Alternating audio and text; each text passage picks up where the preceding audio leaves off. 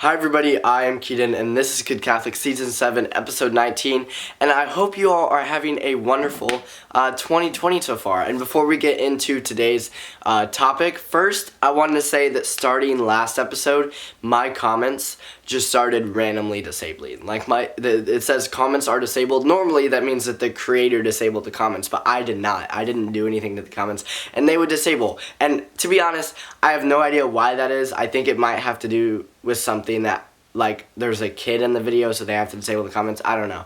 But whatever it is, last episode my comments were disabled, and then I was also getting notifications for some comments that weren't showing up when I, undisabled the comments. So I don't know what's going on, and I don't know if the comments are going to be working on this video or not. But if your comment isn't showing up, or if it says that they're disabled, that is why. And also, tomorrow I am leaving for the March for Life in Washington, D.C. and I will be vlogging it and posting it not next week, but the next week. So it would be great if y'all could just pray for me while I'm over there, because I've never been, and so I'm really excited.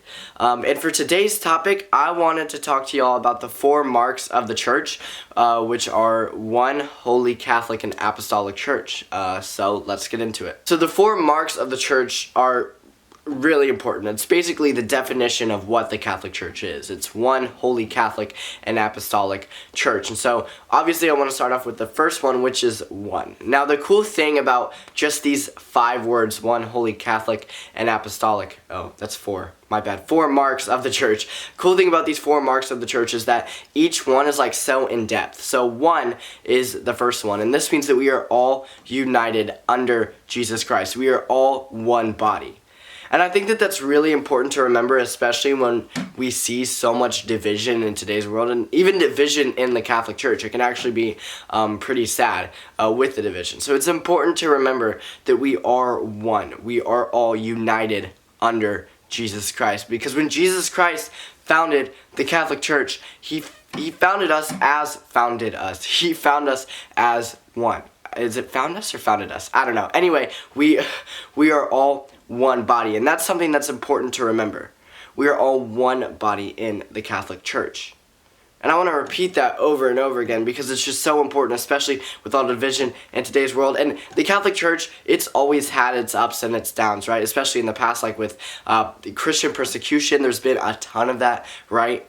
And no matter what the Catholic Church has been through, we have always stayed together. The second mark of the church is holy. Now this might just sound like pretty simple. Oh yeah, the church is holy, the church. But what does holy actually mean? Well, the church is holy because the church is in union with Jesus Christ, who is the source of holiness. The Catechism of the Catholic Church literally tells us that Jesus is the source of holiness, and that's why the Catholic Church is holy, because we are in union with Jesus Christ. Now, it means a lot to be holy, and through the Holy Spirit, the church gains its holiness, right? And another thing that's really, really cool to remember is that the holiness of the Catholic Church is seen through the love of its members, right? I want to repeat that again. The holiness of the Catholic Church is seen through the love of its members. Now this might sound pretty simple, but it actually means a lot. We can see how holy the church is. The Catholic Church is holy, right? The Catholic Church is holy, and we see that holiness through the love that we have for one another and that we have for our neighbor. And we need to remember that, right? That's how we see the holiness of the church. People who are outside the church, right? People who maybe aren't necessarily Catholic, if they see Catholics, we don't even have to preach to evangelize, right? If they see Catholics be kind to one another, then they can see the true holiness of the Catholic Church. It is how we treat one another. And that can seem like a lot of pressure, but it's actually really easy to just treat each other with kindness, even though it sounds very, very hard. If we just start building a relationship with Jesus and we come closer to God, then it'll be so much easier to be kind to others. And that's exactly how the holiness of the Catholic Church is seen. And that's why it is so important. There are many reasons why it's so important, but a big reason is because the holiness of the Catholic Church is seen through that. And Jesus Christ is the source of holiness. So of course we have to look to him to continue our own holiness and improve our own holiness. And the third mark of the church is Catholic. And again, this is another one that sounds simple, like, yes, that's the name of our religion is Catholic. But no, Catholic Well, I mean, yes, but that's not how important this mark of the church is. Catholic means universal, right? It means universal, and the church is universal in two ways. One, we are universal because our mission is universal, right? Our mission to spread the word of Jesus Christ, it goes to everybody, right? We should spread the word to everybody. It's not just a certain group of people. So our mission is universal in that way. But also, the church possesses the means of salvation. All baptized people are under the church. And then we as baptized people, the Catholic Church possesses the means of salvation. And that's a big word, the means of salvation. It is how we are saved, is through the Catholic Church. And that is how we are universal. So yes, Catholic is the name of our religion, but when talking about the four marks of the church, it means so much more than that. It means universal. And I want to stretch, expand on what I talked about, what I said a little bit earlier, literally like a minute ago, when I said that the church's mission is universal, right? And that's very important because oftentimes we can think that we only are going after a certain group of people, right? That, oh, those people who are bad, those people who aren't Catholic, we don't like them, so we're not going to talk to them, which is absolutely not true, right? Our mission is universal, and like I said earlier, in order to evangelize, we don't have to go out and preach. Is that a great thing to do? Absolutely, but it can even be through our acts, through our works, right? And that's how, and it's so vitally important to stretch that the Catholic Church is universal. The word Catholic literally means universal. And our mission is universal, and we possess the means of salvation. So we are so lucky to be baptized and to be Catholics. And don't we want other people to feel the same way? And since our mission is universal, let's go after those people who aren't Catholic. And I know this sounds very difficult, but let's spread the word of Jesus. And the fourth mark is apostolic. Now what this means is we, unlike any other Christian denomination, have apostolic succession. What this means is the apostles, like for example Peter, he was the first pope. Then they elected a new pope, and then another pope, and then another pope, and another pope, and you can trace it all the way back to Pope Francis. Same thing with the apostles, right? The apostles were the first bishops of the church. They elected more and more and more, and now we have apostolic succession because we come directly from the apostles, right? Which is something that no other Christian denomination has. In fact, that's how we are, I don't know why I say we, that's how priests, bishops, and the Pope are able to change the bread into the body of Jesus Christ, is because they have apostolic succession. Jesus gave the apostles the power to do so at the Last Supper. And then the apostles bestowed that power upon more people, and then more people, and more people, and ordained and ordained and ordained. And then you can trace it all the way back to the bishops and priests that we have now. The priests, bishops, and the Pope all have apostolic succession. And that means a lot, right? It means a lot. Jesus Christ founded our church.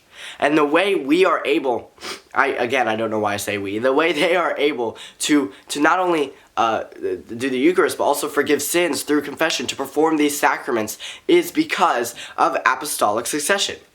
And so it's so vitally important to remember that, because without apostolic succession, we wouldn't have the church. The church, what we would be doing, it wouldn't actually happen. Turning the bread into the body, it wouldn't actually be changing into the body. Going into the confessional, our sins wouldn't actually be forgiven, right? But because of apostolic succession, all of that can happen. And apostolic succession is something that only the Catholic Church has. Only the Catholic Church. No other church, no other Christian denomination. We have it alone. And that's actually really cool to remember. So the four marks of the Catholic Church are so greatly important because, you can't have one without the other. They all go together, and they are, like I said, truly the definition of the Catholic Church, is one holy Catholic and apostolic church. And when we say the creed, we say I believe in one holy Catholic and apostolic church. When we just spit those words out, it's important to know that those words mean a lot. Mean a lot. You can't have one without the other. The four marks of the church are truly the definition of the Catholic Church. So now that the topic is done, do you all know what it's time for now? It's time for the Saint of the Week. And today's saint of the week is maybe one of, if not the most popular saint, Saint Peter. Now, Saint Peter is a great saint to do for this topic because I just talked about apostolic succession, and he was the first pope. Now, something that is really cool about Saint Peter, obviously there's a lot of things that's really cool about Saint Peter, but something that I want to focus on is the fact that not only was he Jesus' disciple, and Jesus said, you will now be called rock, and upon this rock I will build my church, right? Because Peter does mean rock when Jesus changed his name, but also during the time of Jesus' suffering and Jesus' passion, Peter denied Jesus not once, not twice, but 3 times. Like Jesus had predicted the night before in the Last Supper, when he gave the apostles the power to perform the miracle of the Eucharist, Jesus predicted that someone would deny him 3 times. And that was Peter. And when Peter denied him 3 times immediately after the cock crowed, right? As we read in the Bible. And that told him that he had denied Jesus, and he felt terrible. And something that's crazy is that he, along with the other apostles, left Jesus during the crucifixion, right? They ran away, they hid in fear. Now, Saint Peter is, sometimes we can view him as the first pope, and oh, he was so incredible, I could never be like him. But he sinned. And he clearly sinned, and he denied Jesus, which all of us have most likely done at some point, right? Yet Jesus didn't say, oh yeah, you can't be the first pope anymore. I'm going to give it to John, who stayed with me through the crucifixion or something. No, he didn't say that. He still had Peter be the first pope, even when Peter messed up. Even the pope sins, even the first pope sinned, right? And so that makes him relatable, and that tells us that we sin too. I don't want to say we can sin, because obviously sinning is terrible, but that we sin and Jesus is forgiving. Jesus is all loving and all merciful towards us as long as we apologize, which is exactly what St. Peter did. He felt terrible for what he had done, right? We read in the Bible that he ran away weeping because he realized that he had denied Jesus 3 times. Now, there's a lot of stories as to what he did after Jesus' ascension. But he did spread the word, and he spread the word to the Gentiles, and he was, in the end, martyred. But something that's really cool about his martyrdom is that he was to be crucified, but he did not want to be crucified the same way as Jesus. So he had them crucify him upside down, which is just really cool to think about. St. Peter is a very popular saint. Of course, St. Peter's Basilica in the Vatican in Rome. I was lucky enough to get to go there. I made a video on it on this channel. If you want to go back and find it, I vlogged it going to the Vatican and going to St. Peter's Basilica, and it was absolutely incredible. And we got to see the bones of St. Peter, which is just awesome. So St. Peter is an incredible saint, and anytime we might feel like we aren't good enough, or we might feel like God can't forgive us for whatever we have done, we can always look to St. Peter, the very first pope. So thank you all so much for watching. Please like the video. Please click the red subscribe button down below and the bell next to it. That way you get notified when I come out with a new video. Please check out my website, kidcatholic.com. The link to that will be in the description down below. There's so many things you can do on there. You can read about me, you can contact me, you can buy your very own Kid Catholic t-shirt. Talk that I gave is up there. All my videos are up there. Please go check that out. Also, please check out all 3 of my social medias, Facebook, Twitter, and Instagram. The link to all 3 of those will be in the description down below. Please comment any saint or topic suggestions that you might have. And also, I get asked a lot, like, what's a way I can financially support your channel? An easy way to do that is to go to amazon.com/shop/KidCatholic. Because if you use that link to buy anything from Amazon, then I get part of the commission, so it really helps support my channel. So thank you all so much for watching. This was Kid Catholic Season 7, Episode 19. I will see you all next week, and hi, Brielle.